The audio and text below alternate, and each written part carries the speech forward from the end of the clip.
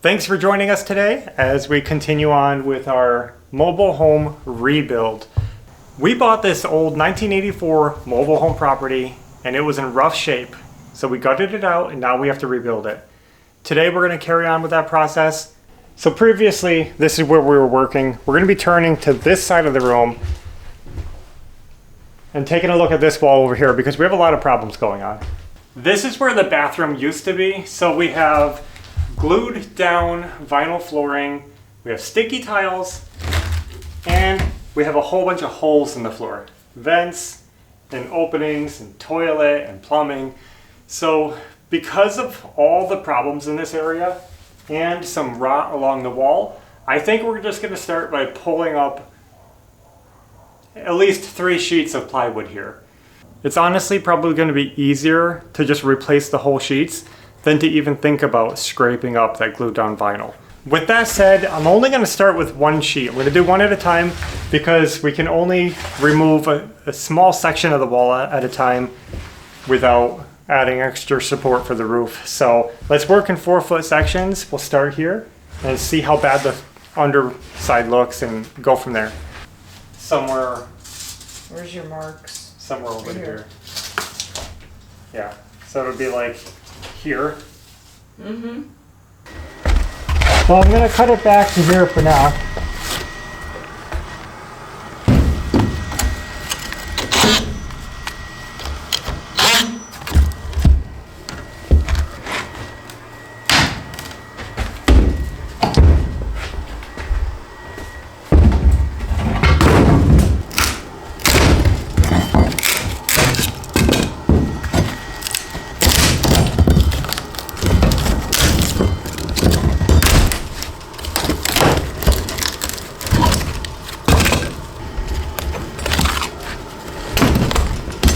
Look how soft that is. I don't even have to pry it. Yeah. Smush.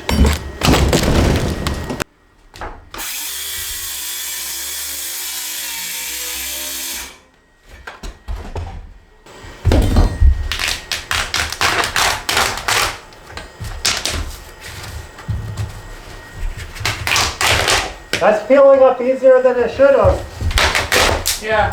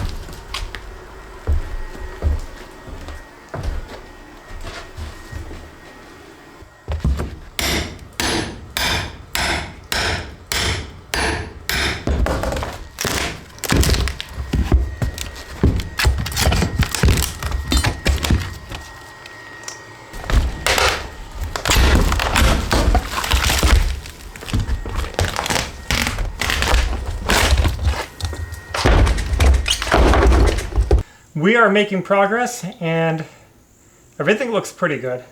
They have a lot of staples in this floor, but once you get it going, it goes pretty easily. You just got to get it started. That's the hard part. It's hard for me to tell. I can't wait to see this rim joist, but so far the wood is intact. It's going to be easy to patch this up. I did see one thing here that was kind of odd. I noticed it when I was removing the plumbing previously, but if you look right here, this is where the plumbing pipes were, the water lines, and they go straight across the house. They were underneath there. And they notched the floor joists for the plumbing lines, but what's odd is that's exactly where the metal framing is that's supposed to support the floor joist. So they notched away where it's supposed to be sitting on the frame, the steel chassis. And you can see it's straight like that all the way across. That means that this floor right here has no support at all from here to probably all the way back over there. So it's like probably at least an 8-foot span without any support. That's not terrible, but it definitely means that there's going to be some bounce in this floor. So before we close this up, I'm going to try to shim underneath these or maybe sister on the side of these so that it can rest on the steel and have support. So that was a bad place to run the plumbing, in my opinion. And you can see they got 3 notches in a row right in the center of the joist span, and that's where the tension of the wood is. So bad idea to be notching down there. We'll figure that out. I'm just gonna cut this out because it has so much rot on it anyway.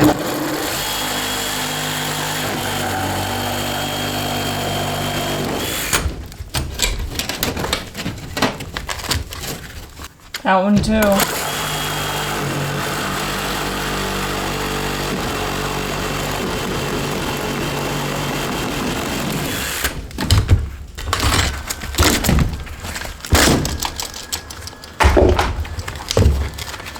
It looks like they strapped on this either side of all the windows.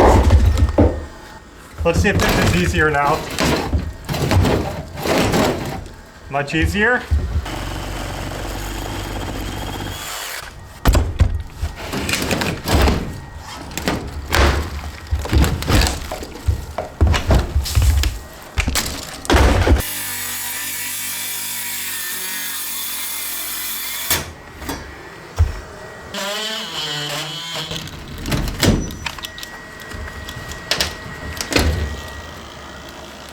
There was only a little bit of rot in this sill, so I decided not to chop the whole thing out. There's no point in doing all that. And I just took off the top of it where it was the worst because, you know, why leave rot in your house? Doesn't this look good for bugs? You know, you don't want to attract bugs with your rotted wood. So if we got rid of that, now we're down to clean wood. There is a little soft spot right here where it went a little deeper into the wood. I'm going to get some wood hardener. I'll show you guys that later. And we'll just brush it on there and it'll harden. It's like a resin that gets into the wood and it makes dry rotted wood like that all hard so that the insects won't even want it. It'll be solid again. But at least we have a clean, mostly clean surface. Got rid of that. And we will sister this up. So grab me a 2x6. Let's see how it looks. Let me just get it where I want. Let me get at least, I'll bring it over so it's at least 2 feet.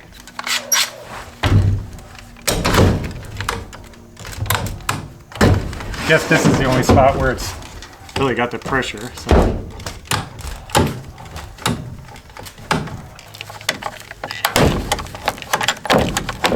There it is. So we got this all screwed in, solid. Now we have a fresh piece of wood to support our floor. Yeah. Guys, I think we're gonna go ahead and get rid of all this old ductwork here. You can see it's pretty bad looking. And why is there a cloth in it? I don't know. Now we'll take out that blocking too. I'm not sure what this blocking is doing. It's kind of weird. It goes in. Oh wow. They cut this joist straight in half to put that ductwork through. That was dumb. So that joist, like this is notched. It's not resting here. This joist is suspending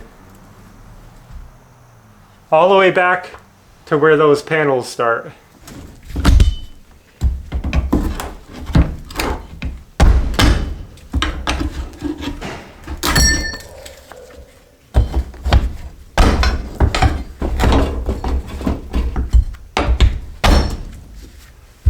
Just getting rid of these nail plates.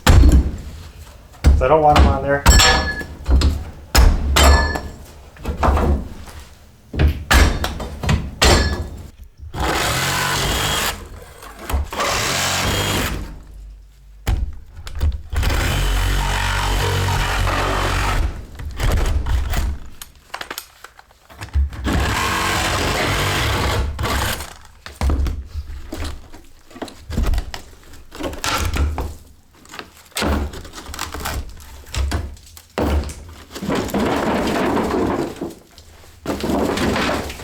Nasty.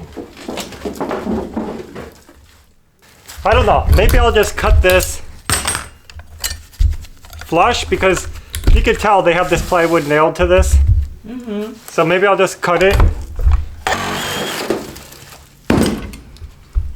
Imagine that they cut this joist open to send the ductwork through.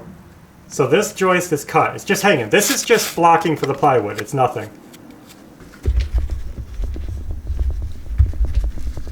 Then we follow it back. And they notched out where it's supposed to be sitting on the metal framing. So there's no support. Here, here, here, not touching. We could see it's hanging below that because it's sagging down. I mean, there's no support on this.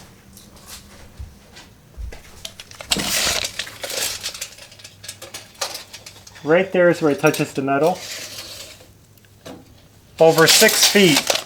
Over 6 feet of unsupported joist. Just floating. Just floating there in the middle of the floor. Let me see how far an 8-footer spans.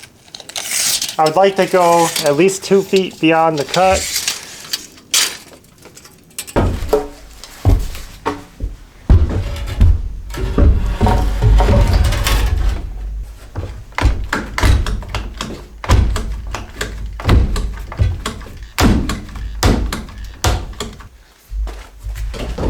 Where's my truth hammer? Truth hammer. Yeah.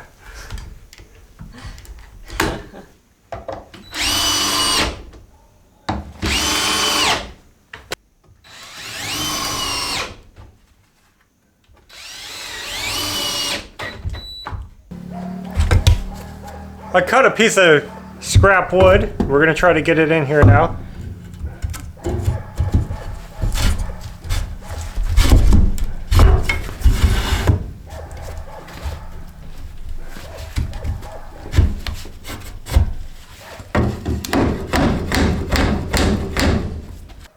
That's actually looking good. Awesome. I decided to just shim these up because I don't think it was worth the effort to sister them up. The wood is still solid, it was just a little notch. Now the wood is resting on the metal supports and this will be fine. Well, we went and got the wood hardener and we're gonna just pour some in here.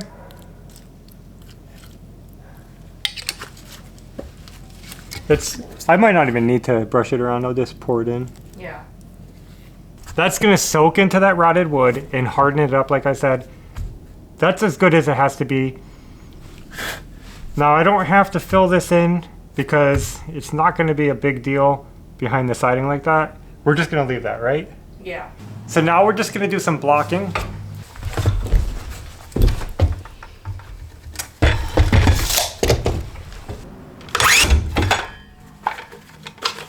Would have been nice if that was a little deeper. Yep. What do we use for this again?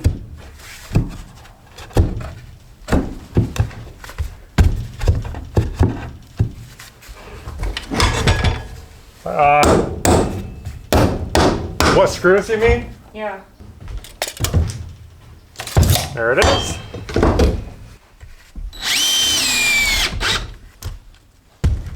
Put a couple of these in to make sure it's up tight. Okay. That's a good idea.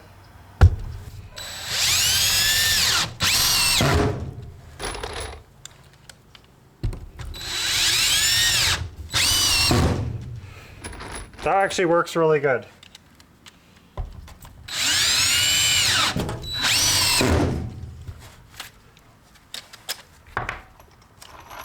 It'll wear out the bit a little quicker. It's okay.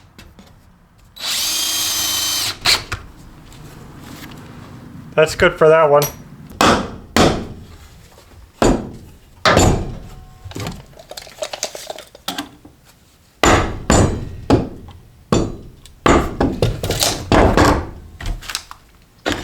I like to make sure it's halfway.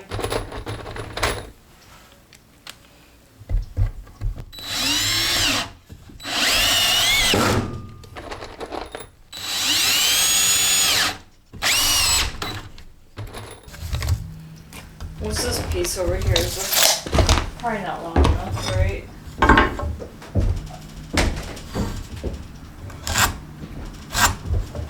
Maybe. Oh, we could use that. We'll use that for the... I'll use that right now.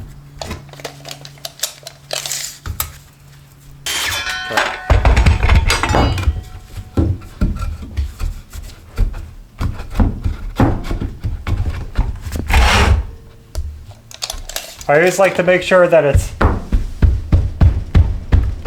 halfway. Yep.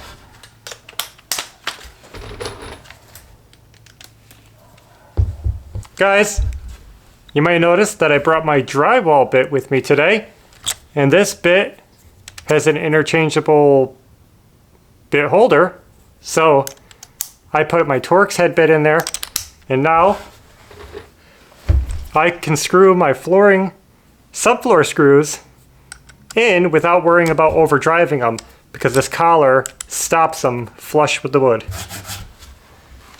So that's what's good about that cobalt one. Yep, and I can just pop that sleeve off when I need to do kind of odd screwing like this.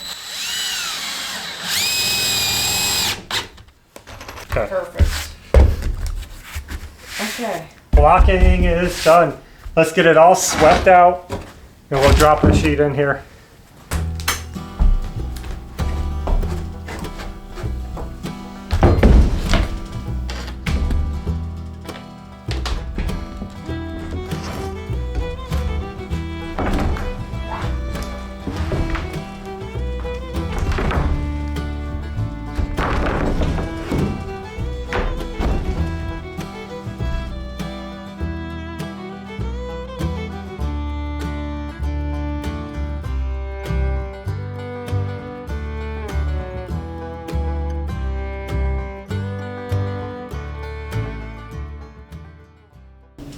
That's done.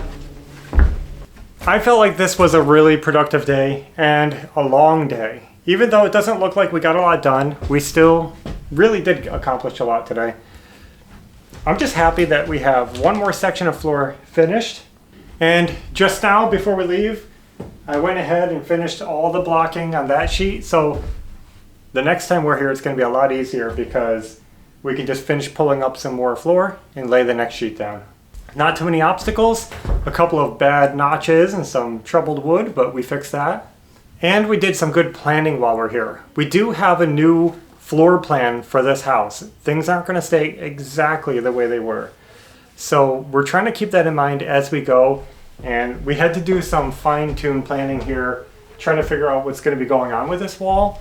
It's not going to be a simple rebuild. It's going to be changing a little bit. So we got to keep that in mind. But we're not ready for that yet. Not until the next piece of plywood goes down. I think what we're going to do is get this next one down and then finish this section of wall so that we have new supports in before we go any further on that wall. For now, we stuck a 2x4 under this stud. So this is carrying weight, and then we got these still carrying weight. So only these two aren't touching. Plenty strong enough for now. Right now we're kind of just working with the materials that we have on hand. When we go to the store, we'll pick up what we need to finish all the odds and ends. Like we were able to use this plywood down here. That was from home. That was from the floor that we did in our own house. Yep. Leftovers, we just used it, no waste. I also brought a bunch of 2x6s with me from the house that were left over from framing, and those are going to be perfect for Yeah. doing all the sistering and repairing that we need to do. So I'm just trying to, like I said, work with the materials we have and do what we can when we can. That's how we always work. We just work in the moment. So I guess that's all we have for tonight. Thanks for watching. And until next time, take care. Bye.